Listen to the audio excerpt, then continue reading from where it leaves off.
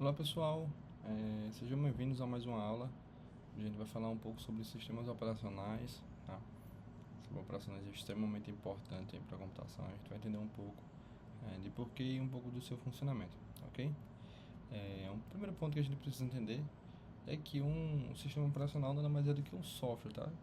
A gente já aprendeu aí em outras aulas que um software nada mais é popularmente conhecido aí como um programa de computador, tá? Então é algo que a gente vai estar utilizando aí durante o nosso dia a dia.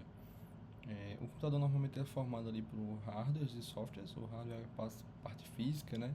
Então é a peça propriamente dita, uma tela, um teclado, uma memória, algo do tipo, certo? E o software é o programa que vai estar sendo executado ali dentro. Então a gente tem alguns exemplos ali nos próprios sistemas operacionais, né? A gente tem um Excel da vida, um jogo, algo do tipo, tá? Então, também conhecido aí como sequência de instruções, tá? Que o computador vai realizar, certo? O software ele pode ser dividido aí em software de aplicativo ou software básico, tá? Para visualizar melhor, a gente tem essa imagem aqui, tá? Onde a gente tem um hardware encapsulado ali embaixo, por cima dele, né? E por volta dele a gente tem um software básico e por cima de tudo a gente tem o software do aplicativo. Então é como se o software básico ele fosse ali um intermediário entre o hardware e o aplicativo de fato, né? E o software aplicativo ele não consegue ser executado se a gente não tivesse um software básico, tá? A gente vai entrar um pouquinho dentro dessas camadas para vocês entenderem. Começar pelo nível mais alto, o software de aplicativo. Normalmente ele é classificado ali em geral e específico. Específicos são aqueles que são para um único necessidades específicas ali do usuário final, um único fim, né? Então, um aplicativo de folha de pagamento, cadastro de imposto de renda, algo do tipo. E os gerais ali são destinados a tarefas comuns do computador.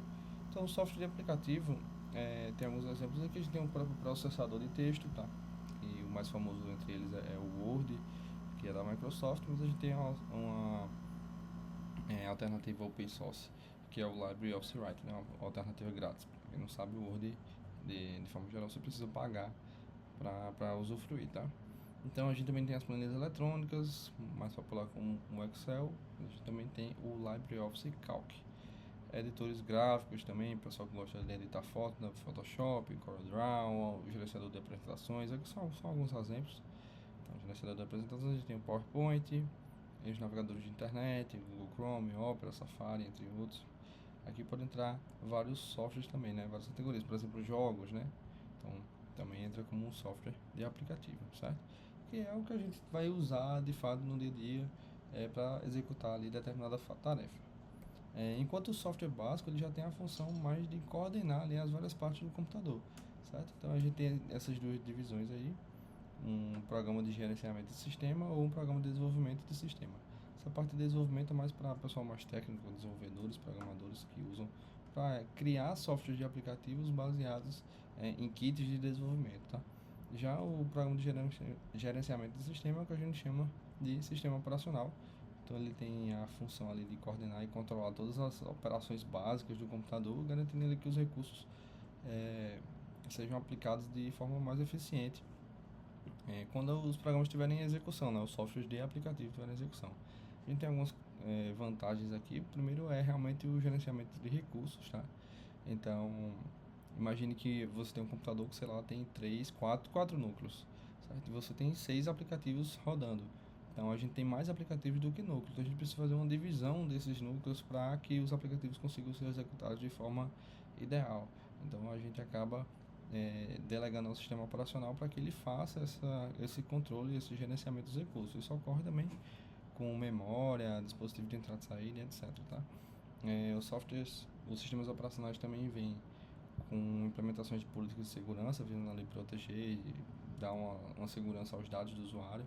A gente também tem outra parte bem importante que é o gerenciamento de diretórios, né? Arquivos e diretórios. Então a gente consegue criar pastas, mover arquivos, toda essa parte que a gente consegue visualizar ali vem do sistema operacional. A gente também tem uma interface, tá? Essa interface pode ser via linha de comando, eu vou mostrar para vocês, ou via interface gráfica também. O próprio sistema operacional é quem executa e controla as execuções de programas ali que estão em execução e facilita a comunicação entre o hardware e o software. Se a gente não tivesse um sistema operacional, ia ser bem complicado, porque nós usuários íamos ter que entender as especificidades de cada hardware que a gente tem no nosso computador. Então, eu ia precisar saber detalhadamente como o teclado da marca X funciona e como o mouse da marca X funciona para conseguir usar o computador. Então, o sistema operacional ele abstrai isso para a gente, de forma que os fabricantes eles já disponibilizam uma interface onde vai se comunicar com o sistema operacional e os aplicativos também se comunicam com o sistema operacional. Então, quem faz essa ponte é o sistema operacional. Antes disso, sei lá, se eu fosse desenvolver um aplicativo, eu ia realmente precisar saber é, cada detalhe do hardware que o meu aplicativo ia ser executado. Hoje em dia, a gente não precisa disso, graças ao sistema operacional, é algo bem mais genérico. Então, a gente consegue ver também aqui, nessa imagem, uma divisão mais clara, tá? Então, ali embaixo a gente segue com o nosso hardware e tudo acima do hardware ali a gente pode chamar de software, tá? Então, o sistema operacional entra ali na primeira camada, que a gente chama de modo núcleo, mas ele também tem um componente muito interessante, que é a componente de interface do usuário, né? Um programa de interface. E aí já está no modo usuário, tá? Junto com os navegadores aplicativos, né? Navegador web, os aplicativos de fato. Leitor de e-mail, reprodutor de música, jogos, processador de texto, esses aplicativos que a gente já falou, tá? Então, puxando também para aquela visualização que a gente já viu, é como se a gente adicionasse uma camada nova, dividindo ali o software básico, tá? Em duas camadas, a camada núcleo e a camada de programas e comandos. Então, na camada núcleo é realmente o responsável por se comunicar com o hardware ali, e em programas e comandos é como que vai se comunicar com os aplicativos, né? E com o usuário final. No início da computação, era bem comum que a gente não tivesse telas, e as telas que a gente era bem pequena, a gente não tinha de fato uma interface gráfica, né? A gente não tinha botões, a gente não tinha pastas para mover, a gente sempre usava tudo baseados em linhas de comando, é algo parecido com essa foto. Até hoje o terminal de linha de comando é bem utilizado, principalmente o pessoal mais técnico, certo? Mas para a maioria dos usuários, né, usuários comuns, a interface gráfica ela cai muito melhor. E aí, basicamente, para tudo que a gente consegue fazer na interface gráfica, hoje em dia a gente tem um comando que a gente conseguiria fazer isso via linha de comando. Aqui está alguns exemplos de comando. Isso varia realmente de sistema operacional para sistema operacional. Mas a gente tem, por exemplo, para listar um conteúdo da pasta, né, que eu estou na pasta documentos, quero listar todas as pastas e arquivos que estão lá. Eu posso escrever ls no Linux ou no Unix, ou dir no Windows, né? Também funciona cp e copy para copiar um arquivo, cd para navegar, esse de fato é o mesmo comando para navegar nos diretórios do sistema de arquivos, né? Ou ping ali para verificar a conectividade de algum endereço IP. Certo? Tem vários outros comandos, aqui é uma lista bem resumida, só para a gente entender como funcionava, certo? Já passando para a parte da interface gráfica, trouxe uma imagem que é bastante conhecida do Windows XP, que foi quem popularizou basicamente a interface gráfica nos computadores pessoais, né? Então a gente já tem os botões, já tem menus, né? Consegue ver os aplicativos sendo executados.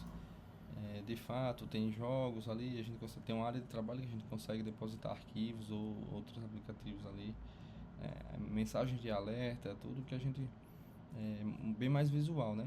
Mas tudo que a gente consegue basicamente fazer aqui na interface gráfica a gente consegue fazer via linha de comando, tá? E aqui são os exemplos de alguns sistemas operacionais, né? Os mais famosos dele aí são claramente o Windows, o Linux e o macOS.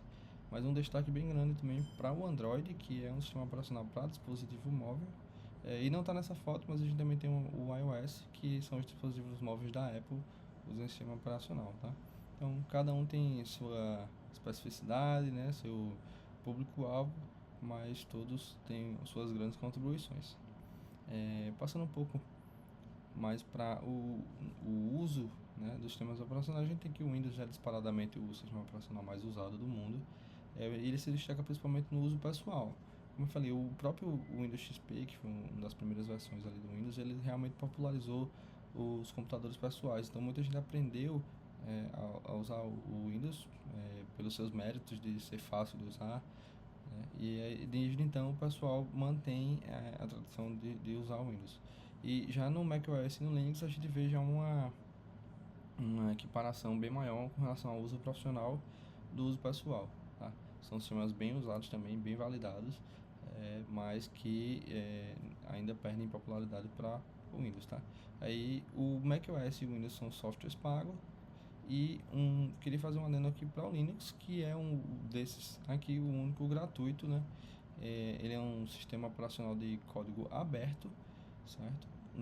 Ou seja, você realmente não precisa pagar nada para usar o Linux. Não é crime, por exemplo, fazer uma cópia e instalar em vários computadores ou fazer incrementos do uso. Você pode editar o código do Linux e incrementar alguma coisa do seu jeito, claro, com conhecimento técnico. Você também pode sugerir alterações no código repositório central do Linux, caso você queira, e é isso, tá? Então, diferente do Linux e do Windows, do macOS e do Windows, é um sistema operacional grátis, aí vem da família do softwares de código aberto. Então é isso, pessoal, até a próxima.